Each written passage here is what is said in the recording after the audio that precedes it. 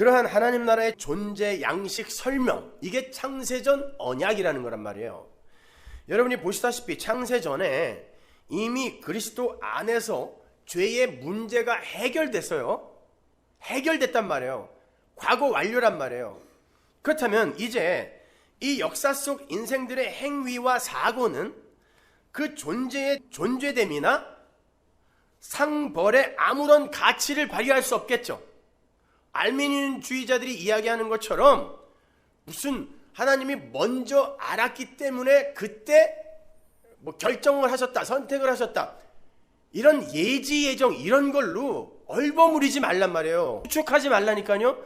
정확히 성경에서 찾아내시란 말이에요. 그렇게 창세전에 이미 죄의 문제가 해결되어 역사가 시작이 되었다면, 인생이 시작되었다면, 이 창세전에 이미 일어난 결론에 역사가 영향을 미칠 수 없는 거야. 그러면 이 역사는 뭐겠냐고요?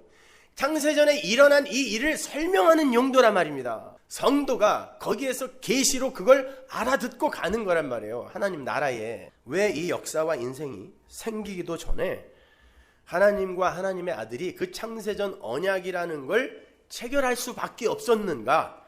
이걸 설명하는 설명용 드라마로서만 그 의미를 가질 수 있는 게 역사이며 인생인 거예요. 그래서 여러분이 여러분의 인생을 통하여 그걸 배우고 있는 거예요. 지금 개처럼 마귀처럼 살다가 때로는 하나님의 은혜로 천사처럼 살기도 하고 예수처럼 살기도 하는 이런 모습들을 번갈아 내가 감지하면서 도대체 나는 누구이며 내 안에서 사시는 그분이 누구인지를, 왜 그렇게 존재일 수밖에 없는지를 배우는 게 역사와 인생이지, 이것으로 여러분의 미래가 판단되는 게 아니란 말이에요. 결정되는 게 아니란 말이에요. 창세전에 결정되었고 온 거잖아요. 여러분이 아무리 이 세상에서 어떤 행위를 한다고 해도 창세전, 즉 영원 속에서 결정된 그것에 영향을 미칠 수 없어요. 여러분의 인생이 그걸 뒤집어 엎을 수 없단 말입니다. 반복합니다. 이렇게 창세전에 하나님과 하나님의 아들 간의 언약이 세워졌어요. 다시 한번 말씀드리지만 존재는 반드시 하나님의 아들의 피로만 존재로 설 수 있다는 게 창세전 언약이에요. 그래서 하나님께서 네 피로 점도 없고 흠도 없는 내 백성 만들겠다라고 한 거예요. 네 피로, 다른 건 없어요. 네 피로. 그리고는 창세가 일어나는 거예요. 태초에 하나님이 천지를 창조하셨느니라. 이 에베소서 1장이 창세기 1장 앞에 와야 되는 거란 말이에요. 이게요. 그렇다면 이 천지 만물은 하나님 아버지와 아들의 창세전 언약, 즉 예수의 피에 의해서만 하나님 나라 백성들이 있음이 될 수 있다라는 복음을 설명하는 세트장이며 드라마 촬영장인 거란 말이에요. 여기가. 그 세트장 안에서는 모든 게 감독이신 하나님의 의도대로만 움직여야 돼요. 영화 촬영장에 가보면 장선우 감독이 저희 서클 선배라서 가끔 찾아갔었거든요. 수많은 엑스트라들이 있어요. 우리가 영화에서 보는 거에 한 100배는 있는 것 같아. 수많은 엑스트라들이 있고 진행 요원들이 있어요. 스태프들이 있습니다. 우리가 영화를 볼 때 그 엑스트라들은 자기 마음대로 대충 서 있다가 사라지는 것 같죠? 절대 아닙니다. 비록 그 역할이 행인 1, 2, 3에 불과한 엑스트라들도 철저하게 감독의 지시와 의도대로 움직여야 돼요. 심지어 시체 1, 2, 3의 역할을 맡은 사람도 정확하게 감독이 지시한 그 자리에서 시간을 맞추어서 죽어야 돼요. 미리 죽거나 나중에 죽어도 안 돼요. 고개를 요로 돌리라고 하는데 일로 돌려도 안 돼요. 카메라가 반드시 잡을 수 있어요. 그 얼굴을. 감독의 지시나 허락 없이 웃어도 안 되고 울어도 안 됩니다. 재채기도 안 돼요. 모든 것은 감독의 지시나 허락 없이 허락하에 움직여야 돼요. 그 모든 것을 장악해야 하는 게 감독의 임무이며 권한입니다. 심지어 무대 세트 하나도 감독의 의도와 상관없이 세워져서는 안 돼요.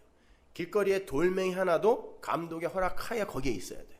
그래야 감독이 구성한 영화가 제대로 완성이 될 수 있는 겁니다. 하물며 창세전 언약이라는 치밀한 시나리오와 하나님이라는 전지전능하신 감독에 의해 진행되어지고 있는 역사라는 드라마에 우발성이라든가 우연이라는 게 존재할 수 있을까요? 배우들의 애드립이 허용될 것 같으세요? 천만의 말씀입니다. 이 역사는 정확하게 예수 그리스도의 피라는, 그리고 그 피에 의해 완료되는 하나님 나라를 메시지로 담은 대하드라마예요. 그래서 배우들의 개별적 개성이나 우발적 돌발 행동이 절대 고려되거나 허용되지 않는 그런 곳이에요. 그러니까 자유의지 있다는 소리들 하지 마세요. 그건 신학자들이 만들어 놓은, 조직 신학자들이 만들어 놓은 엉터리 개념인 거예요. 자유의지 제한적이에요.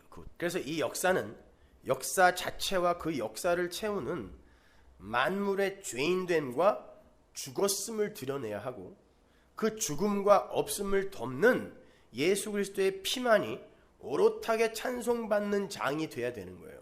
따라서 이 역사와 역사 속 인생들은 끊임없이 스스로의 힘으로 존재됨을 구축하려는 시도를 해야 되고, 성숙과 변화와 번영을 모색해야 되며, 그 결과를 파괴와 썩어짐과 멸망으로 낳아줘야 돼요.